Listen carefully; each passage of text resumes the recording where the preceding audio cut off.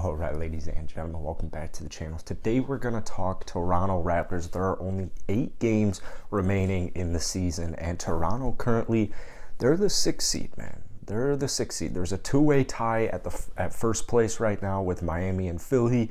The Chicago Bulls are number 5, and Toronto is only a game behind them. Unfortunately, Toronto does not play them the rest of the season. But man, Toronto could realistically, it really isn't that far-fetched to say Toronto could be the 4 seed. Toronto really could be the 4 seed. So I was on Instagram not too long ago and I saw this ridiculous Instagram post. I'm really hoping this is fake because this was ridiculous. I saw a post on Instagram from a pretty well-followed, well-known account, and they said that the Heat are losing on purpose so they can avoid the Brooklyn Nets. And I read that and I'm like, bro, the Heat are such frauds. I don't think that is true. But basically, to sum it up, the East is wide open right now, dude. The Eastern Conference is so wide open. And Toronto, in their 8 games remaining, they do play, first off, Boston tomorrow, which is going to be a crazy game. Tomorrow's game is must-watch television. It's at 7:30 Eastern Standard Time. That's a must-watch game. Even if, it's not even, for me, it's not even necessarily so much standing-wise. It is a critical game because you don't want the Cavaliers to get on a nice little win streak and, the Raptors go on a losing streak. But, that's a big game. I feel like so far this season, Toronto has done a phenomenal job against Boston, and they've rarely been healthy all season. Scotty Barnes kind of owns them, in my opinion, right now, even as a rookie, but that's going to be an interesting game. Then you also play Miami, and you also play Philadelphia. So you have 3 huge games. 3 huge games. Now, don't worry, there are some games in there like the Orlando Magic and the Houston Rockets that hopefully Toronto should be able to get those done relatively easily. So I don't think personally Toronto's going to fall outside of 6, but they have a very legitimate possibility to creep into a home field spot. Now, here's the thing. I don't think any team in the Eastern Conference right now is unbeatable. What is so crazy is you could legitimately, and a lot of people brought this up in my comment section yesterday, which, by the way, if you guys are new here, hit that subscribe button. You guys blessed me with 450 likes on yesterday's video, so I appreciate you guys so much. Let's try and hit 200 likes on today's video. That would be awesome. As always, hit that subscribe button. Basically, post Raptors content every day, along with NBA videos every day. But I got a comment on a video yesterday saying Toronto could win the finals or make the finals. I think he might have said Toronto can make the finals. There is nothing incorrect about that statement, and it should be terrifying. You guys know me. I live here in Chicago. I'm a big Bulls fan. I would hate for this to happen where the Bulls go to the 4th seed or the Raptors go to the 4th seed and the Bulls or the Raptors are the 5th seed, and that's who it is. If the Bulls have to play the Raptors in the first round of the playoffs, we're probably losing. I mean, keep in mind the Bulls have not looked great. They also have yet to really be fully healthy at any point in the season, except for maybe a handful of weeks. But especially if Lonzo's not back for Chicago, the Bulls are a talented team. Miami's talented, but I don't think they're. I just got a text with only question marks from some random. Get out of here. Boston is probably your biggest threat as far as just momentum goes. But as we've seen this season, Toronto matches up quite well against them. Even Philadelphia, Joel Embiid against Toronto it's not the same Joel Embiid. And these things sound so crazy outside of Raptors Nation. Raptors Nation knows this. Raptors Nation knows they can make the finals and beat any team in the Eastern Conference.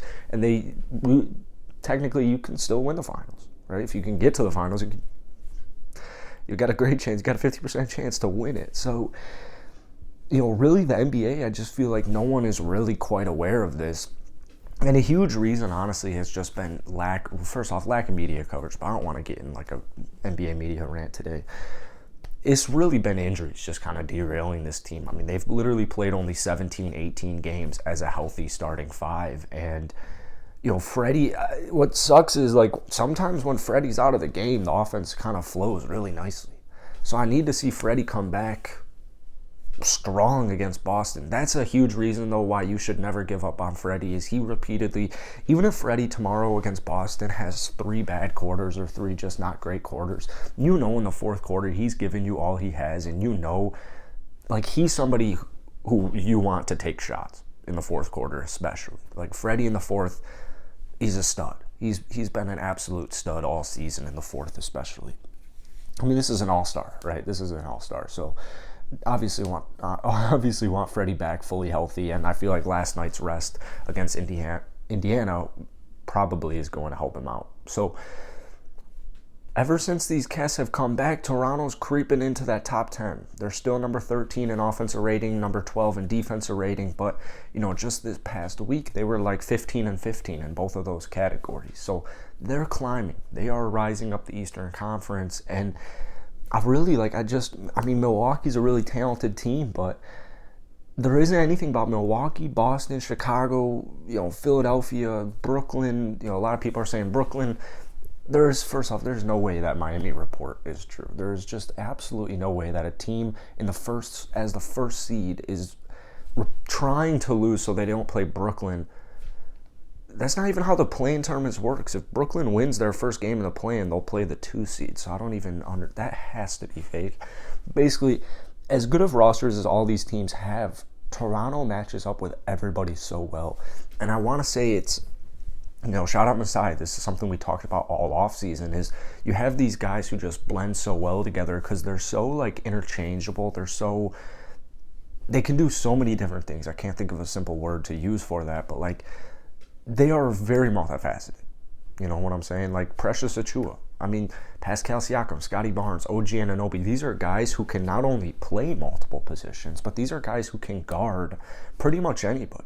So if you're defending a pick and roll and you got Chris Boucher or you got a guy like Precious Achiuwa, as opposed to other point guards in the league or other big men in the league, that big man, Precious Achiuwa, Chris Boucher, Pascal, like, these guys can stick on the guard. These guys can stick on the guard, and they'll do a great job. Sometimes they do get burnt, you know, just by, like, I feel like sometimes they're like pump fakes, jumping in the passing lane a little too early. But as the season has gone on, I believe they're ranked number 2 in steals. They're just improving as a team dynamic. They're just really improving as a team dynamic. So, you know, I'm looking at the schedule right here. Next 5 games, Boston, Minnesota. Those are going to be 2 tough, great games to watch. Then you got Orlando, Miami, Atlanta, and like I said, you're a couple of games ahead of, or you're 1 game ahead of the Cleveland Cavaliers, who, I mean, keep in mind they haven't been winning too much either, or they haven't been winning too much because they also have all these injuries, so keep that in mind as well. But, like, I keep looking at Toronto, I'm like, well, I really don't know why not. OG being back is huge. You got a 17.5 per game guy there, a guy you can rely on with the 3 ball, a guy you can feel 100% confident guarding 1 through 5. I mean, yeah, you're not going to throw OG at the, you know, guarding an opposing team's big man for an entire game, but if it's a possession or 2, or if it just turns out to be a couple of possessions in the game, that's not a bad thing whatsoever. Him and Scotty, Seattle, like, all these guys can do it. They're so interchangeable. So that's it for today. Drop a comment down below. Where do you see Toronto, like, literally or genuinely finishing to finish off the season? You guys still know my prediction. It's the second round of the playoffs. No matter who they play in the first round, no matter what seed they are, I think they'll get to that second round. So hit the like button. Let's try and hit 200 likes. As always, hit that subscribe button for Raptors content along with daily NBA content. All my team channels are down below in the links as well. And I'll see you guys later.